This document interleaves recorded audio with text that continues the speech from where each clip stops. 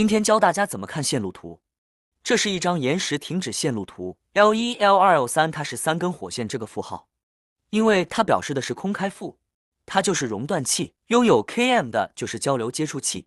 下面这个就是我们的3厢电动机，这边这个符号标有 SB1 的是停止按钮 ，SB2 是启动按钮 ，KT 是时间继电器，这个符号是时间继电器的长臂触点。